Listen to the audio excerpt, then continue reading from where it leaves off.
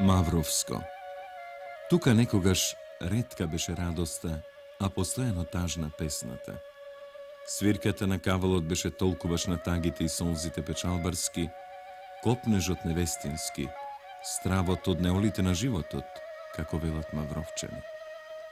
Но од секогаш во таа свирка и во длабокиот, силен звук на тапанот се искажуваше и непокорот, желбите кон подобро, соништата за живот што ќе ги прекине печалбарските испраќања, ја избрише тагата од детските очи, го прекине кошмарот на празната невестинска постела, ги издигне на едно рамниште животните радости и прекрасните убавини на природата.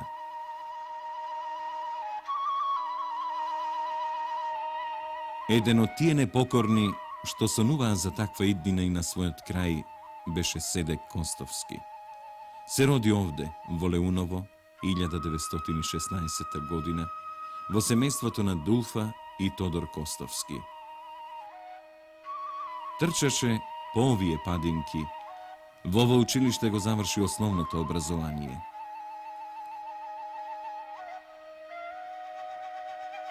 По овие ливади што ги покрие езерото играше фудбал со своите другари. Може би овде и срцето првпат му заигра по некоја калеша мома. Едно сигурно се памети. И како момче беше полн со добрина, но и со непокор. Имаше дух што истражува, што бара да се осознаат вистините, дух што го одведе на трнливите патеки на револуцијата. Ова раскажување за Седек Костовски, за првиот Титов радиотелеграфист Чеда Македонец, нема претензии докрај да истражи и осветли неговата животна патека. Тоа е работа на историчарот. Ова е само скица за портрет на незаборавот, обид да се долови ликот на револуционерот, кој од ова планинско село тргна кон угорнините што раѓаат светлини, се најде на тие угорнини многу блиску до човекот, кој во најсудбоносните мигови за нашите народи и народности ја создаваше историјата. Затоа, да пуштиме за Седек да ни раскажат оние што го знаат од неговите младински револуционерни години, оние што другаруваа, работеа и војуваа со него.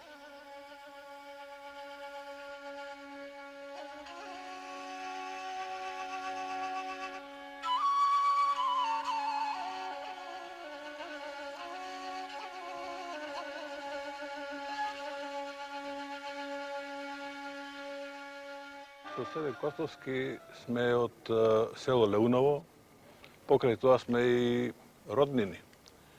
Јас од секогаш го осеќам него како постар брат, како човек кој ете така многу знае, умее да објасни. Со еден збор од него научив и ги научи моите основни определби во животот.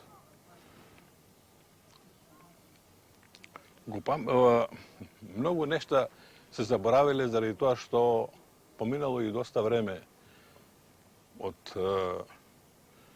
како се знаеме, од како сме се saстанувале, од кога сме се договарале, од кога сме расправале за животот, за нештата во животот. Го паметам она што Седек го одликуваше во животот. Добрината и интересот да се осознаат нештата онакви какви што се и онакви какви што се околу себе. Во времето кога Седек Костовски го заврши училиштето, татко му негов се врати од печалба каде што печалеше во Цариград и потоа отвори едно мало дуќанче во Гостивар. Потоа он ги повлече неговите од селото Леуново и тие сите работеа и во дуќанчето и дома, а јас ова го знам заради тоа што работев во овој дуќан во време на тие школски ферија во тоа време. Во тоа време во Гостивар постои една група на напредни и демократски ориентирани младинци, кон која група се приклучува и СЕДЕК.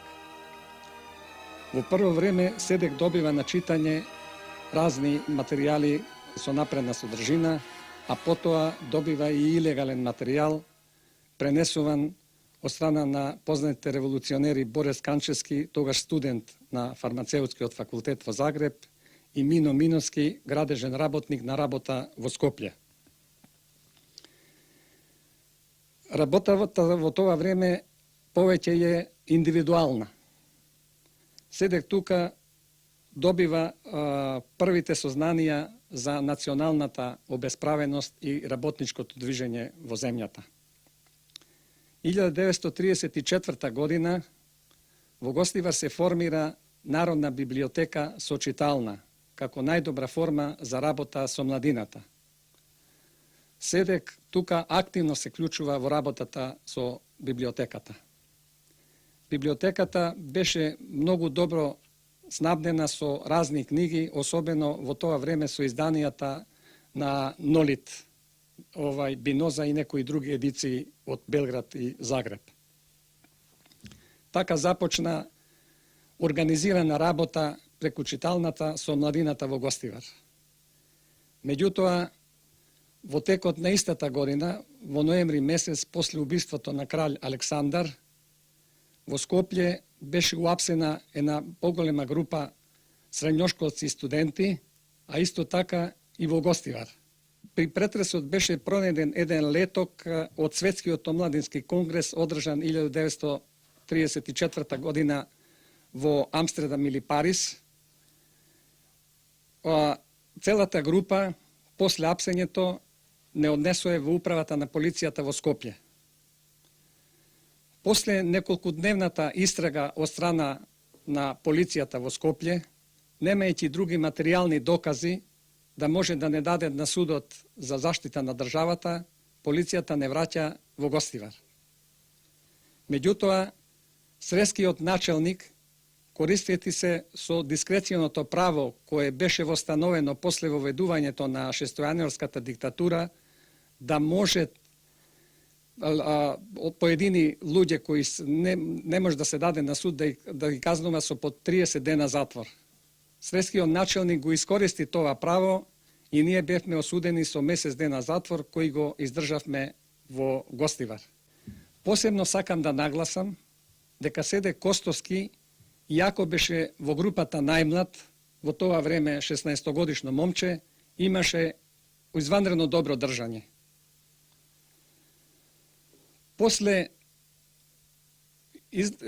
излагањето од затворот, ние продолживме индивидуална работа, бидејќи покрај библиотеката која беше снабдена со многу литература, ние поседувавме и посебна литература, полуилегална или илегална, која беше сокриена во едно скровиште, така да можевме и понатамо да одржаваме континуитет и да можеме да се усавршаваме.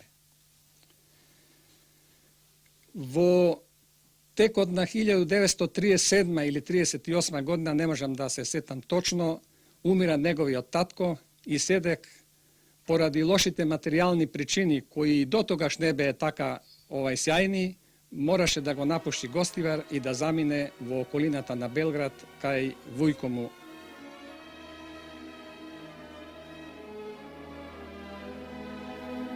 Во 1939 година младиот револуционер заминува на одслужување на кадровскиот рок во Пожаревац. Таму се оспособува за радиотелеграфист, но и во војската не ја прекинува својата револуционерна активност. СЕДЕК го запознав во Пожаревац 1938 година, каде бевме заедно војници и везисти во пукот за Врски. Не требаше многу да станеме блиски. Тој беше мощне непосредно во контактите со луѓето и брзо се здобиваше со нивната доверба. Се сеќавам дека многу читаше. како војник беше еден од најдобрите радиотелеграфисти. Кога сега размислувам за тоа, мислам дека тоа му беше и право тоа му беше да се успособи во струката, а верувам дека беше тоа и негова партиска задача. По Пожаревац со Седек се сретнавме во Белград.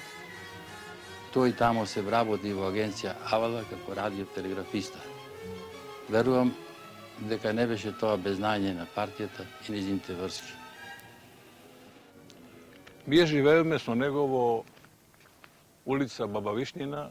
Тоа е во висина на споменикот на Вук Караджич и на Каленича пијаца, на средина некаде, отприлike не сеќам на бројот на улицата.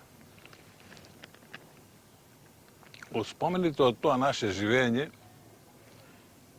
во Истан се заиста највпечатливи. Јас само ја насетував неговата голема ангажираност на партиските задачи. Тој самиот никогаш не зборуваше за нив, нити пак така кажуваше некои посуптилни, поситни работи. Углавном беше во тој однос вистински, за мене, за моите сватања, вистински професионални револуционер. Од друга страна може само да се посака таков другар или таков цимер, да речам, начитан, постојано со добра волја, способен, ненаметлив, аргументирано да ги придобие луѓето за идеалите за кои се и на кои им се посветил. Беше човек кој и последниот завал го делеше со другарот, со човекот. Беше голем човек. Иако најчесто далечен од родниот крај и од родното село, револуционерот не ги заборава. Летата се време за престој во селото, видување со мајка си, време кое тој пред се го користи да ги шири идеите на партијата во родниот крај, да создаде нови борци за незините цели.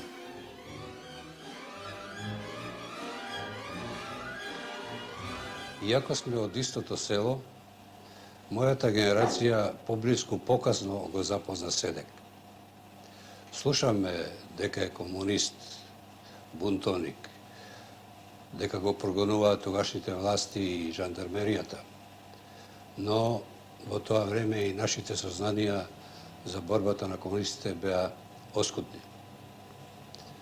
Потоа, непосредно во неколкуте предвоени години, Седек постојано идеше во Левно и преку летото ќе постоеше известно време. Тога го запознаме поблиску. Со изразита дарба за комуницирање со сите возрастни, посебно со младината, тој работеше на стварање на основи на идната организација и движење. Наиме, идеите на Комунистичката партија на Југославија во нашиот печалбарски крај беа присутни, но на Седек и неколку негови другари му припаѓа заслугата што направија конкретен прилаз во организирањето преди се на младината во движењето, а не само во пропагирањето на идеите на Комунистичката партија. Тој пионирски подухват на Седек и неговите другари даде крупни резултати. Мавровско стана едно од големите жаришта на ослободителната борба и револуција во Македонија, а Гостиварската општина даде над 500 жртви во целина во таа борба. Ретко имат човек со таков стицај на особини како што беше Седек. Добродушен, трпелив, со широка насмевка, изваредно коректен во дискусијата со соговорникот, со еден збор како амбар, што вика поговорката, но истовремено гранитно постојан во определбите со еден збор човек што инспирира, воодушевува, води. Во летото 1940 година Седек се наоѓа на војна вежба во Приштина и таму е активен. Се поврзува со други комунисти во дивизијата и формираат партиска организација. Во тие предвојни години со Седек бев заедно во Белград, а бевне заедно мобилисани во Приштина во 1940 година во Косовската чета за Врски формирана партиска организација во која беа Седек Костовски, Боро Чаушев, Киро Наков, Боне Павловски и јас. Партиската врска одржаваше Седек во Приштина и младината. Со младите брзо доваѓаше до заеднички јазик. Судбоносната 1941 година Седек ја започнува во воено-концентрациониот логор во Меѓурешје кај Ивањица. Таму е спроведен поради својата комунистичка активност. Со распуштањето на логорот, мобилизиран е како војник повторно во Приштина. Во априлската војна е заробен од германците кај Пеќ, но успева да побегне и да се пробие до своето родно место.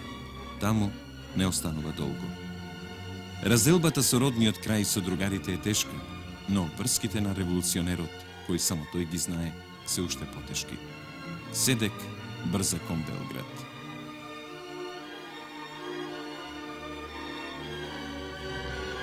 Неочекувано во мај 1941 година пристигна Седек во Леуново. Се средуваме сите.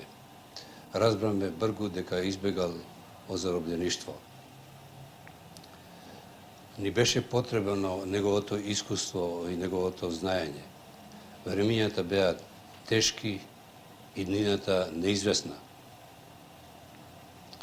Потоа Седек остана во Леуново околу месец и пол дена.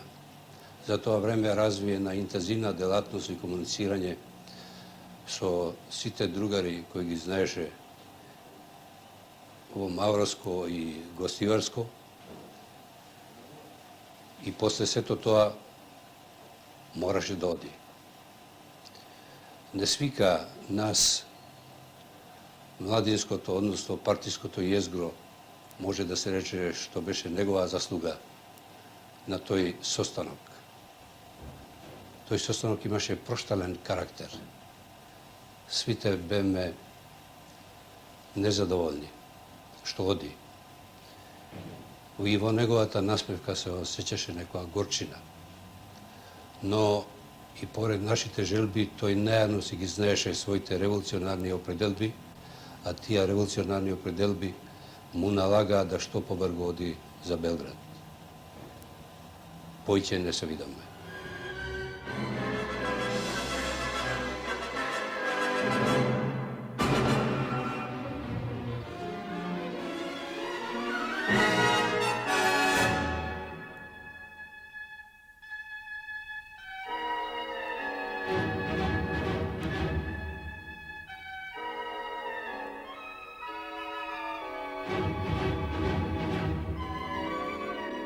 Тогаш Седек беше одлучил да јас појдем со него во Белград. Јас ми рече да таму треба да земам некои материјали и да ги донесам во Гостивар и да му ги дам на Боро Канчевски, познат револуционер во тоа време. Јас со него отидов и ги поминавме сите тие бариери, граници од испарчената Југославија. Потоа стигнаме во Белград, а за цело време по пат он ми расправаше, ме подучуваше како треба да се враќам, како треба што треба да направам да ги донесам тие пакетите, еден пакет од овој у кој не знам што беше. Инаку таму он за престојот во Белград ми извади италијански пасош, тога се викаше na nemački nekoj Ausweis, posle to беше na italijanski jezik, na bugarski jezik, со кого јас го користев за движење низ градот и со него јас се вратив назад, оттамо го донесов пакетот, по пакетот не знам што беше, му го предадов на другиот Боро Камчевски и тоа уствари беше и последно видување моје со СДК.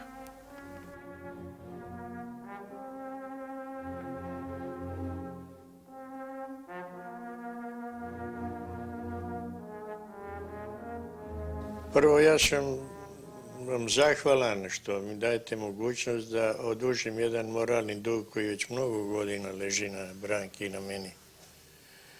A to je da pomenemo, barem, da ostane trag među živima o prvom telegrafisti Vrhovnog štaba, Čedi Makedoncu ili Sadeku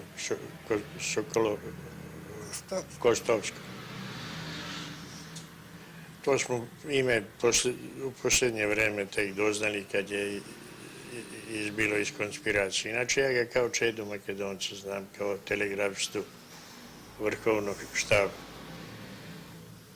Mi smo se, Branka, ja i on, sreli na stanici pred sam kraj policijskog časa, negdje pre 8 sati, tamo gdje je bila gostinica Solun, a sad je apoteka, neke štali mi tu, u toj gostionici Solun. Ranković nam je predao jedan kufer, upoznao sa Čedom da on ide s nama, tobožnje idemo u banju, a Čeda je kao Brankin brat, ide, a u stvari namenjeno mu je da bude telegrafista te stanice. Stanica nije bila, kažu, poslije utvrdili sa nama, ja ne znam šta je bilo u kuferu. Samo bio sam u jednom antilu, pa ono što mi je dao pismo u kovertu sam metao u džep i revolver u spoljnom džepu za svaki slučaj. To što je Ranković predao, to je bilo kod mene. Ušli smo na stanicu za Lajkovac Čačak, sa tom uškom prugom. Na kraju kompozicije u jedan furgon, 40 vojnika, 6 konja, ta klasa. To je prvi susret naš. Izvini, da te dopunim. Ja sam trebala da sretnem svog brata. I odjednom, to je teško zamisliti neku plavu, mladu ženu, belu i roze, koja sretne svog brata, izrazito crnog. Moje prvo sećanje na Čedu je vezano za smeh. Ja sam bila ozbiljna, pozdravila se u autola da crknemo od smeha, mislim, koja će budala poverovati da smo ja i Čeda brat i sestre. I stvarno, kad smo pre 6 godina otišli u kuću o kojoj ćemo vam pričati, vidimo jednu ženu i odmah je ja poznam. Ista njena majka. Pre toliko godina ona je imala 17 godina. Ona pozna mene. Prvo pitanje koje je bilo, je li, a Čeda nije bio tvoj brat? Rekao, nije. Pa videla sam ja odmah, a mnogo je bio lep čovek. I ja sam imala utisak da se njoj Čeda naš baš mnogo dopao. Možemo reći, imao je u onom kratkom životu koji je poživio i neku romantičnu vezu. Nije. Možda i nije bila veza, ali verovatno da je. Ja želim da je. Partija je iznajmila bila kojim putem i načinom. Ja nisam se ni raspitivao, niti je bilo potrebno da ja znam. Iznajmila neku takozvanu Popovu kuću u selu Dučalovići. To je valjda 500 metara u vazdušnoj liniji od Guče. Možda se vidi. I mi smo videli prolaz žandarma na motorciklima, Nemci na motorciklima, jer Nemci su eksploatisali bliski rudnik u Lisi, Antimona.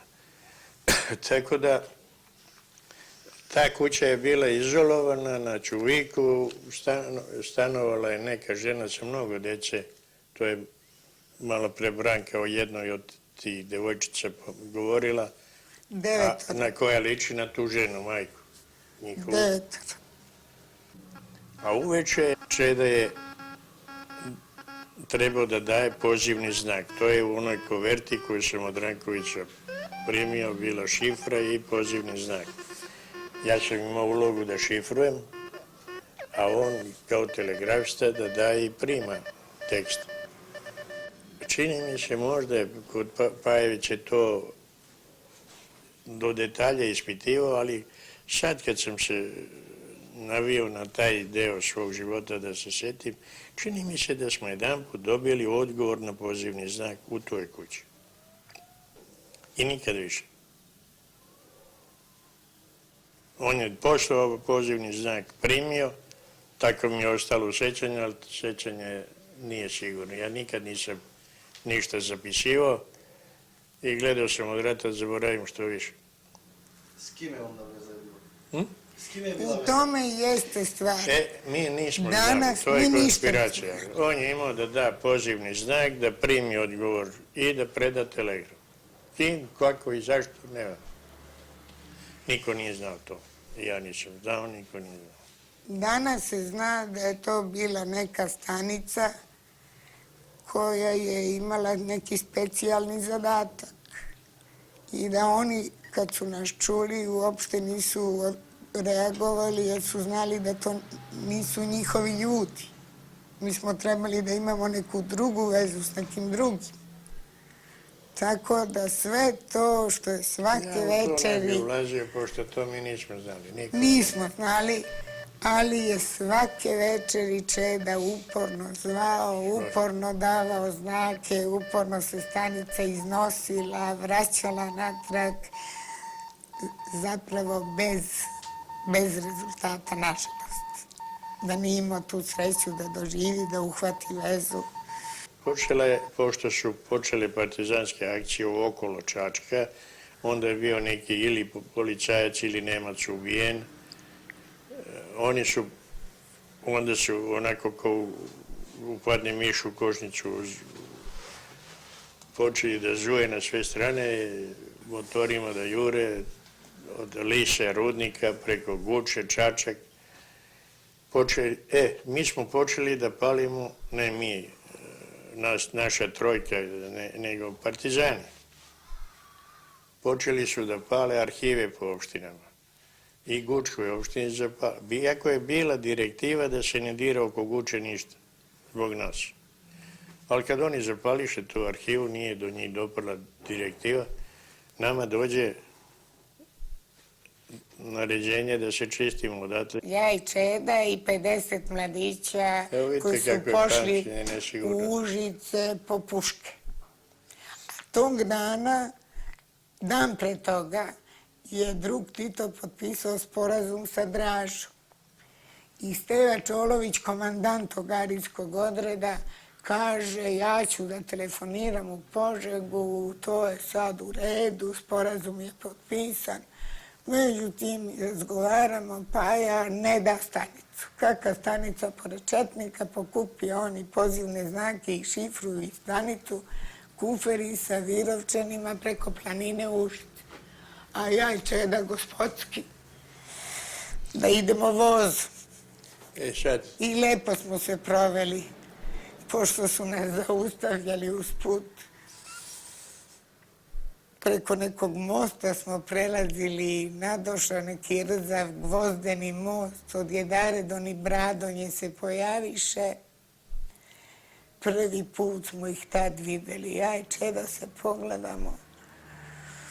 Dakle, stižemo u Užice, u to vreme Tito nije bio u Užicu, nego je bio na Ravnoj gori, oni pregovori sa Dražom Mihajlovićem. Tako u očekivanju Tita, on se vratio sutradan i ja mu raportiram, stanica je spašena bila.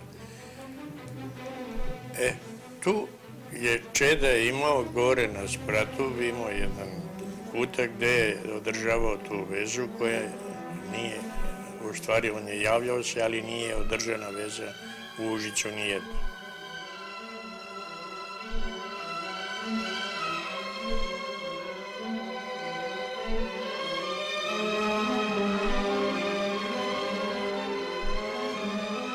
Bilo je jednog dana oko 2:30 poslije podne, vojnici su ručali, a već je prestojao napad četničko-nemački na Užice. Približavali su se od strane Kosirića, bi išla bitka Valjevskim putem i od Čačka. Tako Užice je već bilo ugroženo jako. Tog dana ja sviđam, tražili su ovi iz Virova da, pošto je prestojala nama evakuacija Užica i da pokret, oni su tražili, pošto su iz bliskog sela Virova tu, da odu kući, da se pozdrave sa svojim, uzmu predstavku i stvari, a zato je trebala propusnica. Kakva imate predstavu, kakva je naša onda bila sužena i teritorija i vlast, kad je Tito lično morao da potpisuje te propusnice. I on mi je dao za celu tu desetinu, ja siđem. Ja siđem u prizemlje gdje je u jednoj onoj, gdje je baš sad muzej u Užicu, su bili kreveti pored zida na kojima su se odmarali kuriri, ta desetina čeda. Mi smo sa Brankom imali sobu gore gdje sam ja šifrovao. I kad sam sišao, to se tačno bio prema otvoru tunela u kome je desila se eksplozija.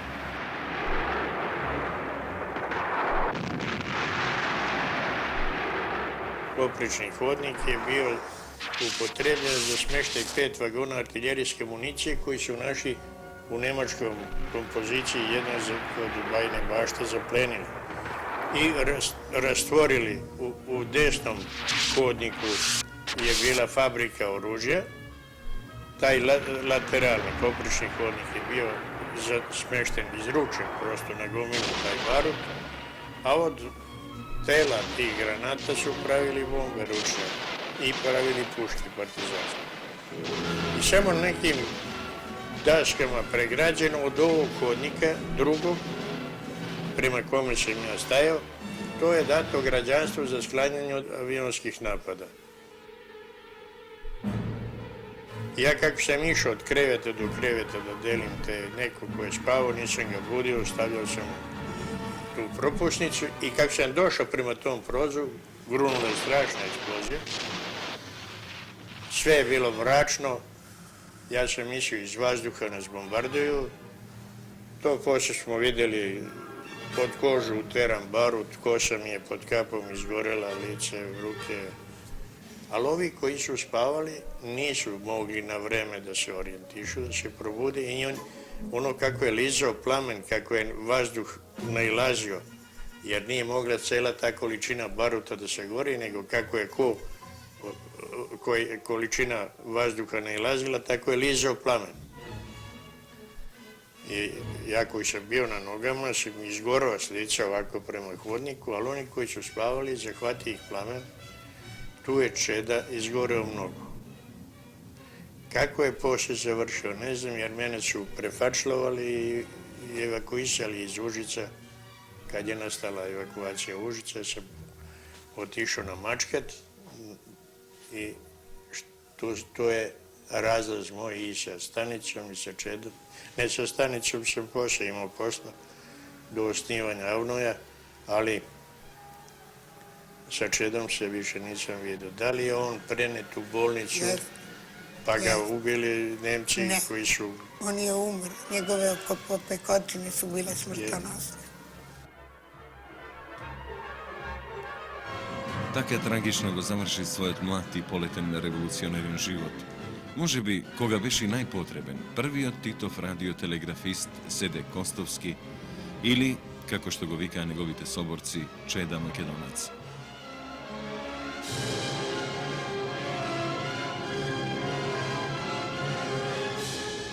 Загина, но неговото име и дело остана да го споменуваат генерациите, како символ и патоказ за утрешниот посреќен ден.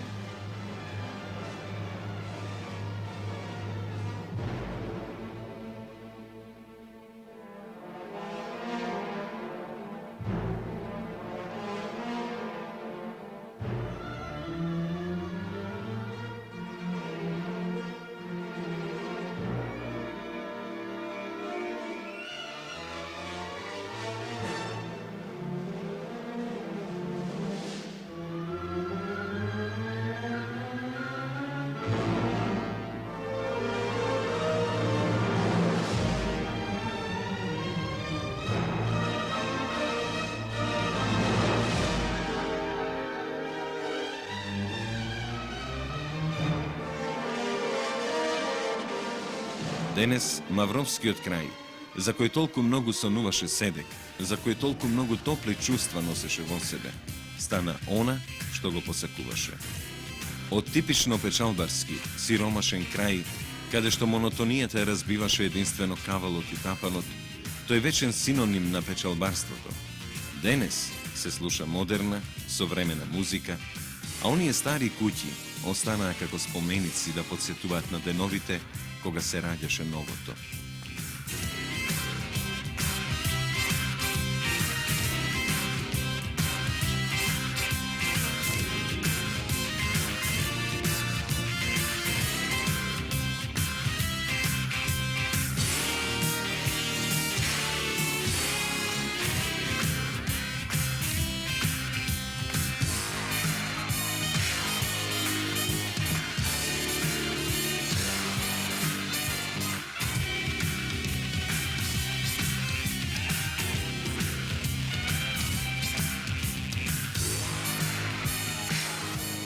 Се гордее Леуново на својот син, кој го положи животот на олтарот на слободата за најсветлите идеали.